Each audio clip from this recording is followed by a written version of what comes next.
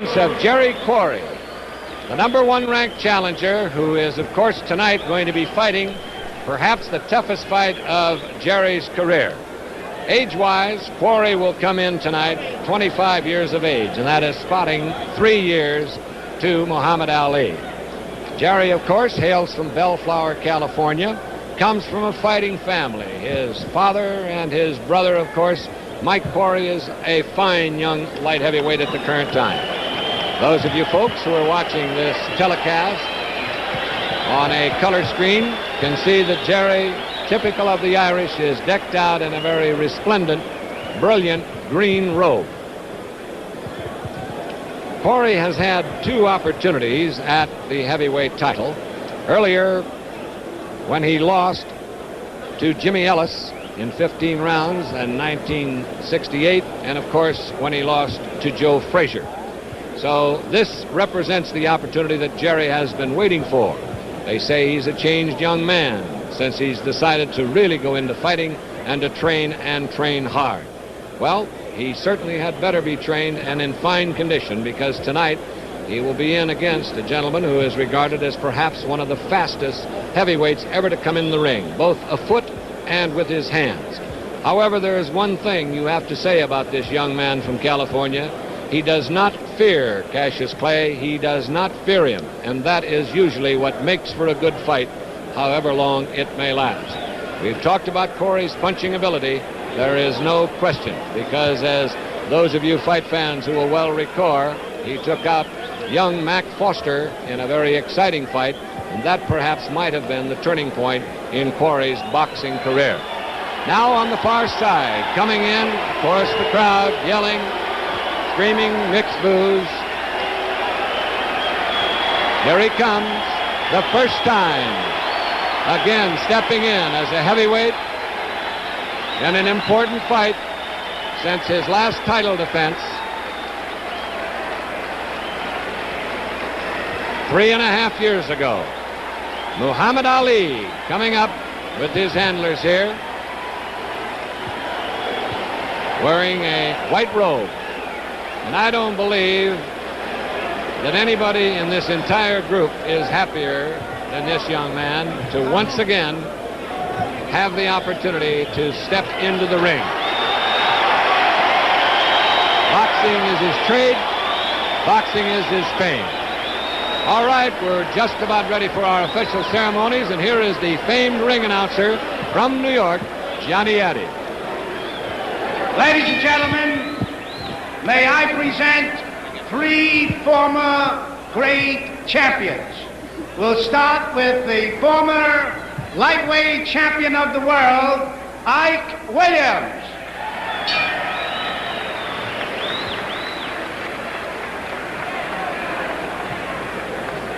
Former light heavyweight king, Jose Torres.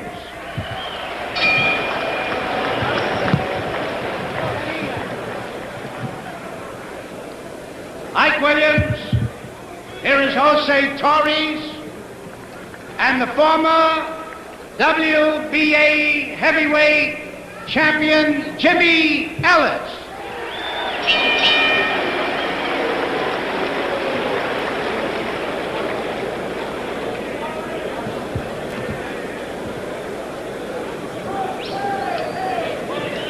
Ladies and gentlemen, here is the man responsible for bringing the fight to Atlanta, Georgia, Senator Leroy Johnson.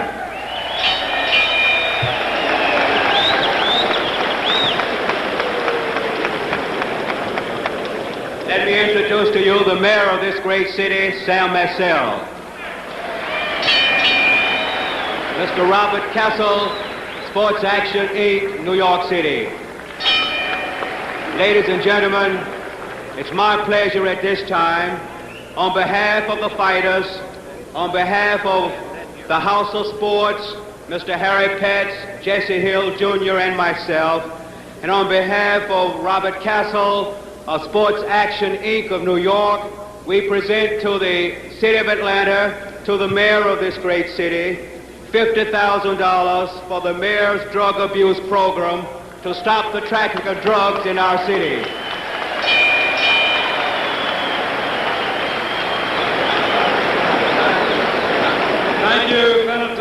Johnson, and let me take a moment to welcome our audience around the world to this, which is much more than a sporting event.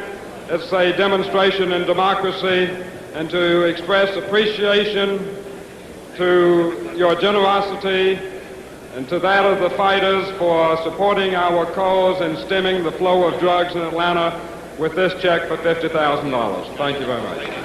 Thank you very much, gentlemen.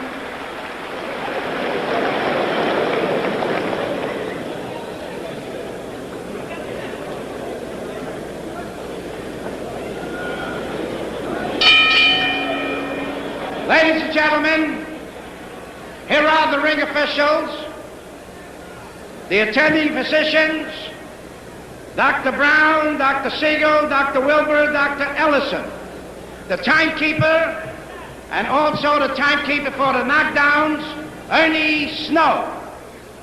The judges are editor of Boxing Illustrated, Lou Eskin, and the former contender for welterweight championship honors, Billy Graham. The referee, ladies and gentlemen, Tony Perez. Main event, 15 rounds. Introducing from Bellflower, California, he's wearing blue trunks. He weighs 197 and a half, Jerry Quarry. His opponent from Louisville, Kentucky, he's wearing white trunks. He weighs 213 and a half, return of the champion, Muhammad Ali. Main event, 15 rounds. Tony? Muhammad, Jerry Quarry. I'm here to enforce the rules of the commission. Now, you scored a knockdown. You must go to the farthest neutral corner and stay there until I tell you to come out. All right? 3 knockdowns is out. Now, listen. The farthest will be saved by the bank. Okay? They're not listening. Wait a minute.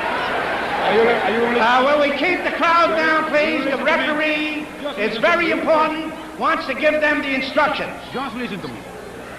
If you score a knockdown, you must go to the farthest neutral corner and stay there until I tell you to come out. If the fight is on the floor and the bell rings, the bell will not save anybody from being knocked out. The count must continue. The seconds, please stay out. 3 knockdowns. 3 knockdown is out. 3 knockdowns is It's win. voided. All right? Any questions? Shake hands and good luck to both of you.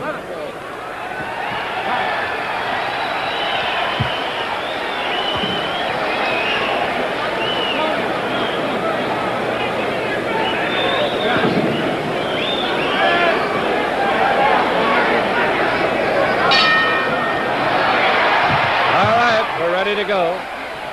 Clay in the white trunks, Quarry in the blue. 15 rounds.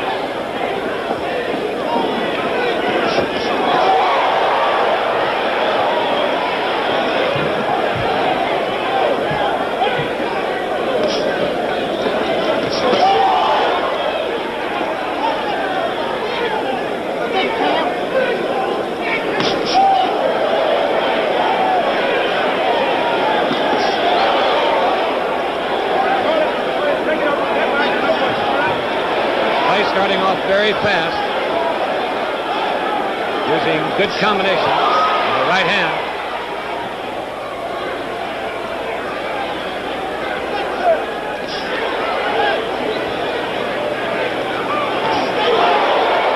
And Quarry gets in a good right. 2 minutes.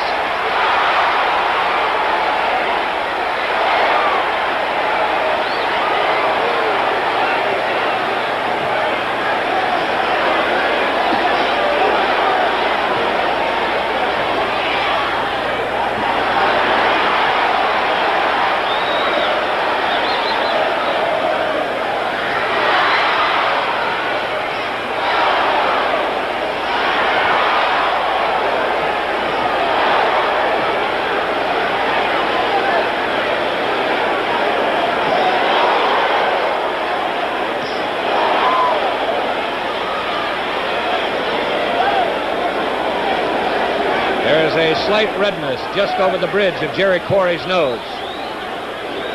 That left jab is finding its mark.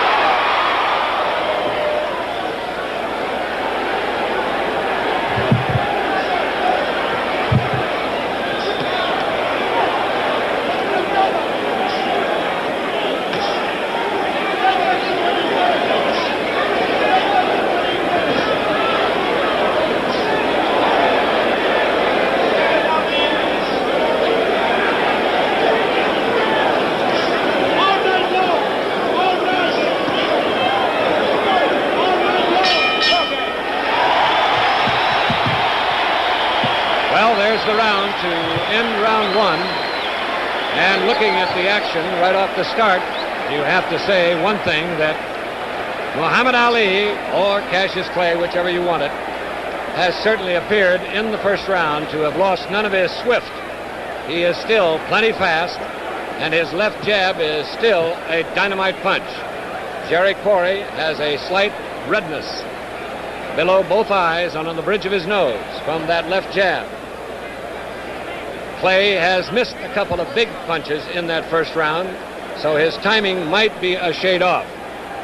But there is also no question that the former heavyweight champion is in fine physical condition. He has done a lot of road work, and he obviously is ready to go. Both fighters are up. The staring contest that took place prior to the start of the fight apparently had no effect on Jerry Quarry, but it might be that Clay's left hand will before too long.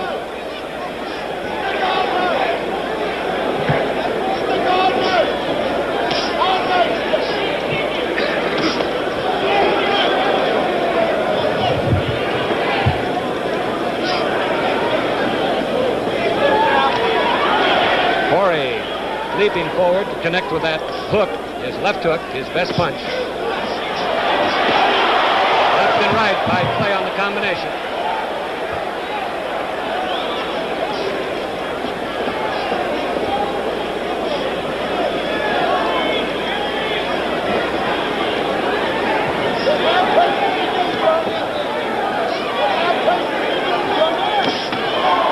Good left hand by Clay, coming backwards on the punch.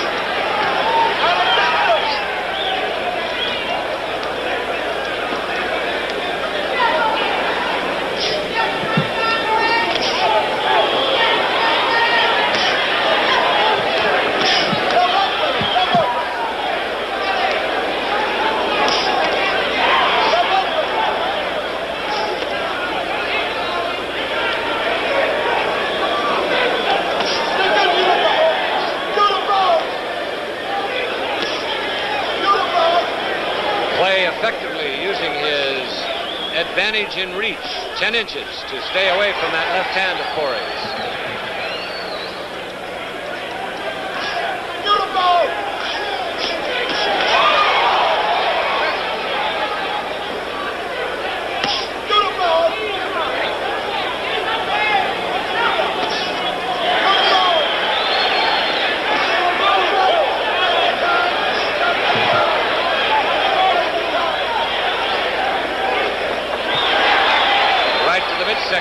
hook to the chin by Quarry.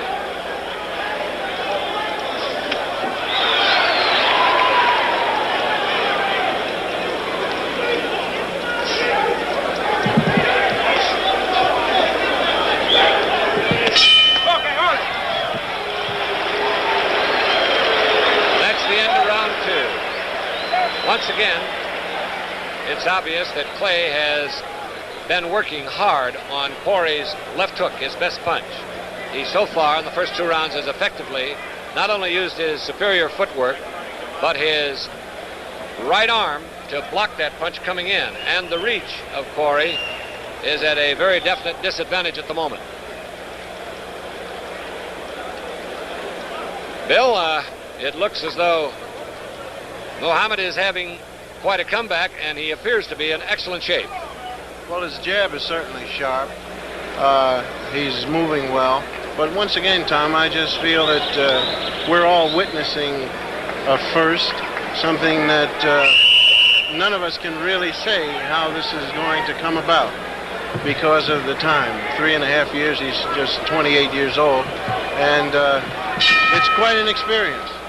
Well, we'll certainly find out. So far, he has looked in fine condition.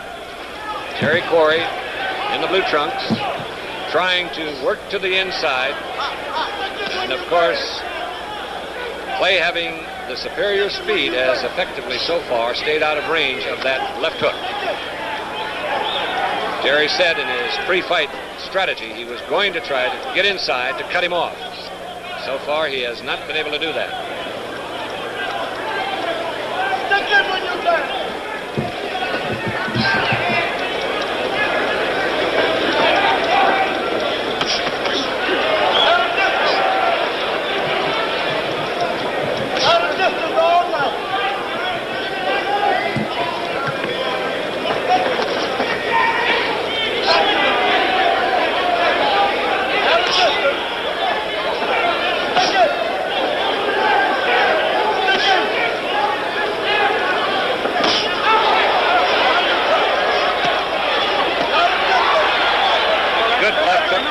By Quarry. It's a good test. Clay is using that left jab just like a piston, constantly keeping Quarry off balance by hammering it out there. There's a slight redness above the right eye of Jerry Quarry.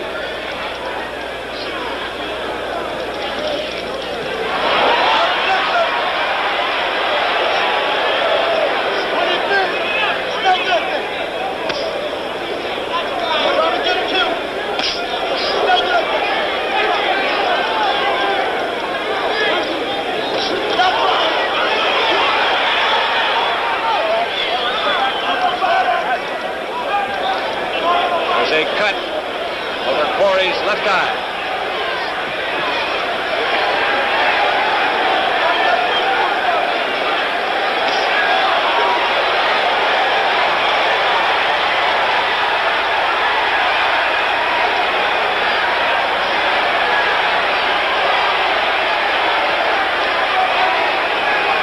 Cut is bleeding profusely, and once again,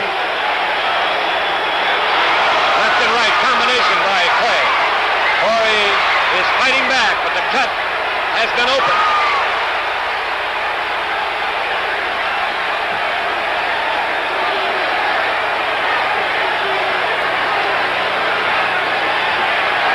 You see the timer, 15 seconds.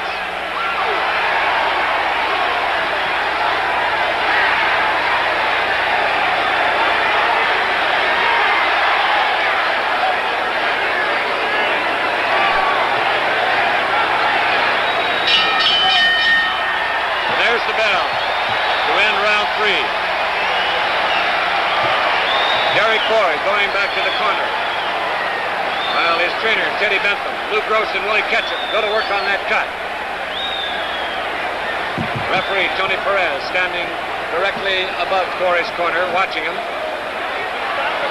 And Perez is calling for the doctor. Quarry is upset about it. Bentham trying to hold him back.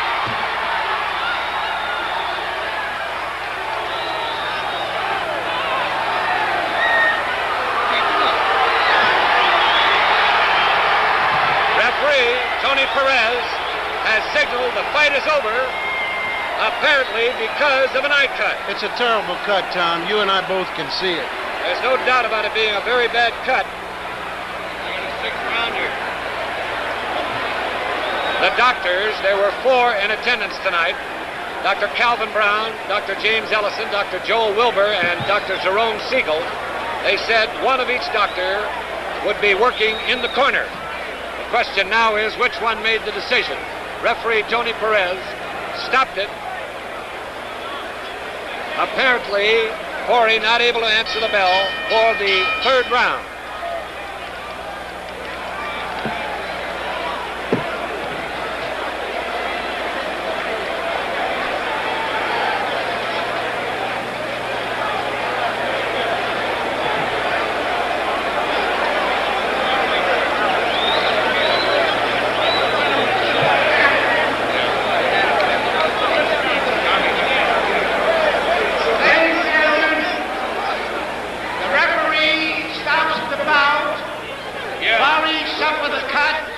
And the referee said it was a very severe cut. That's the reason he stopped it. The winner at the end of the 3rd round by a TKO, Muhammad Ali.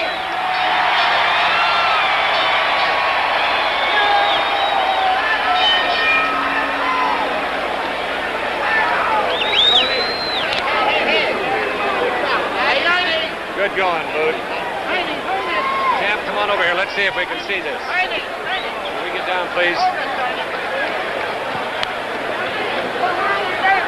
Well, here's the young man who turned the trick. Champ, you certainly didn't look like you'd been away. Thank you. I've been working for the past 3 years, but not hard, just road work. But I like to say Quarry was, I don't know, I imagine I won easy, but it was rough. He was tricky, he hit hard, and if it wasn't for my speed, it wouldn't have ended like it did. I noticed you did a very fine job on blocking his most effective punch, the left hook. I assume that you worked on this a bit. Yes, I have a couple of sparring partners with a good left hook. They fight a lot like Quarry. And a friend of mine out in Los Angeles, Ron Rich, told me about him and sent him to me. And that was a great help to me. I'd also like to say I'm glad that I am back so we can settle this confusion about Joe Frazier and all the people who thinks he's still the champion. And I hope something can soon be worked out where we can solve this whole heavyweight mess. Now tell me how you felt yourself. Did you feel tonight that you were as sharp? I noticed in the first round that you missed a couple of punches. You're not expected to hit everyone, but did you feel your timing was sharp? My timing was sharp. Jerry Quarry is tricky. He's a good boxer. I managed to miss just a few punches. He didn't hit me but about once or twice, and that was to the body, not in the face. And but he was good. He was tricky, and I think my timing, I'm a little stronger now than I was the day I retired. I think I'm better, a much better fighter now. Did you feel the situation of the left jab was the one that started it all? Was the jab that started the cut? I'm not sure. I would have to probably watch a replay or something. It probably was the right hand. I don't know. Well, we're looking at it right here, champ. Let's see if we can turn it back and perhaps get some kind of an idea of the punch that started the cut. There was no question that the combinations that you were throwing opened it very deeply, and it was a bad cut. Yes, I'm sorry that it did end that way because Quarry wasn't yet out. I think he was dazed, but he wasn't out. And I'm just sorry that he couldn't have went on.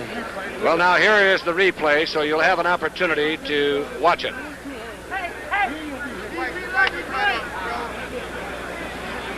This is the entire round, champ, so you go ahead and describe whatever you're trying to do here. Just concentrating on my legs. This is a big asset to me. On my toes, in and out. And usually when a fella punch at me, I'm out of hitting range and I can counter. But he was real tricky. He was taking his time. He had a hard left hook, but I blocked that one pretty good. Did you feel that there was any particular punch of his that stung you at any time? One body punch at the end of, I think, the second round. He caught me in the rope with a body punch, and that was pretty powerful. But I've been also training for that, too. But I like to say it was a good fight. And Quarry was tricky, but I think I was just a little too fast. If the 3-year layoff had hurt me, I think he would have did much better. I gathered from your fine conditioning, as well as your fast footwork, as well as your timing and your punches, that you were trained to go 15 if you had to. I could have did this at 15. Right now I'm working slow. I was ready to step it up if I had to, but my battle plan was just to keep a step ahead of Quarry in case I needed more energy for the later rounds. When you spotted the cut from whatever punch it was, and I assumed that it was from that punishing left jab which you were firing in there like a piston, did you work on the cut? Well, no, I was just boxing and hitting the target wherever it came, but I wasn't specifically concentrating on the cut. But I'm sorry again that the cut did happen because I really didn't get enough action. Just 3 rounds really wasn't enough. But I think we can now solve this whole trouble with Joe Frazier myself, because this is the #1 contender, and I think he fought a 7-8 hard rounds with Frazier, hit Frazier about 900 times. I think he hit me about twice. So, Champ, do you feel that you want Frazier right now, or would you like to have another fight between? Well, it's up to the managers and the backers. We got a couple more things in the working. We're not too anxious to get to him. He's got to get past Bobby Foster, the light heavyweight champion, first. I know that you said that as far as you were concerned, there was an awfully good right hand, and I think that was the one that did the real damage. Right. You were mentioning the fact that Frazier, in your book, is not the champion, that nobody ever took your title from you in the ring. I think you can watch me fighting Jerry Quarry here and look at how long he went with Frazier before he cut him and how many times he hit Frazier. And if you compare me with Frazier, this is a completely different fight. There was also a quote in the paper to the effect that Frazier wasn't much interested in this fight. You don't really believe that, do you? Oh, I don't know. I think he's surprised that I got my license back, and he was relying on me not getting them. This is why he was talking so big, but now that I'm back in action, I think he's backing off. Now, here we are, champ, and this is a slowed-up action of it. I don't know if you can even follow your own punches, but believe me, they're awfully swift. But that left hand is obviously very punishing, and it was all during the fight. Yeah. To box a man like Quarry to beat him without getting hit yourself, you have to be pretty good on your toes, and I'm lucky that the amount of footwork that I've been doing enabled me to get in and out like I did without getting hit myself. I think that we're going to watch the combination of the left. There's the left and right, and I think that was the punch that really did the big damage. I think that was it. Well, there was no doubt that you came back tonight, young man, and I know that the boxing fans all over the country send their congratulations to you for a very fine job against a very tough opponent. No question about it. You went out as a champion. You came back as a champion. My congratulations. I'd like to say hello to the Supremes, the Temptations, Sidney Poteet, Bill Cosby. All of my friends are here in the audience today. And Gail Sayers also in Chicago. Gail Sayers is a young fellow that wanted to be remembered to you. Yes. Congratulations again. Thank you very much. We'll look forward to seeing you. And that just about wraps it up, ladies and gentlemen. We will see if we can get a hold of the referee, if Tony Perez is still in the ring. Oh, Tony has put on a jacket, and I didn't have an opportunity to see him. The referee from New York, Tony Perez. Tony, tell us about it. Well, it looks like it was a very deep cut and long, and I didn't have no choice to stop it because he could have serious consequences on that. Very bad cut, and Muhammad Ali looked very sharp and faster than ever. I could say that. We noticed the circumstance here of the left hand seemed to be the damaging punch, the constant blow that seemed to start the cut, and then it looked as though a combination of left-right combination that really busted it open. That is correct. Too much jab, jab, jab, jab, left hook and cross, right cross. Tony, tell me this now, in terms of the cut, from where we were seated ringside, it didn't look as though the cut was damaging to the eye. I mean by that there was no blood in the eye. It didn't look like there was any real damage in that respect. You stopped the fight simply because you didn't want it to go any further that way. Well, let me tell you, the manager, Teddy Banton, his trainer, he didn't want him to go, and Jerry got pretty upset about it. He wanted to continue, but he finally, he said that he wasn't going to continue because then I stopped it, because I can't take the manager's word for it. I have to listen to the fighter. When the fighter told me, then I stopped it, but the cut was really bad, and the blood was flowing into the eye. Now, when you called the doctor up, could you move just a little bit, Skipper, that boy? When you called the doctor up, Tony, what was the doctor, what did he say? What was his conversation? I never spoke to the doctor. The doctor never came in. I called him. I didn't see anybody come in. That's what I wondered. The doctor never had a chance to come in, and I make my decision by myself. The referee made the decision. There was no doctor in there. That is correct. Now, Tony, we have a tape here, a rerun of the fight, and as we have recalled here from ringside, the circumstance, this is the round all the way through.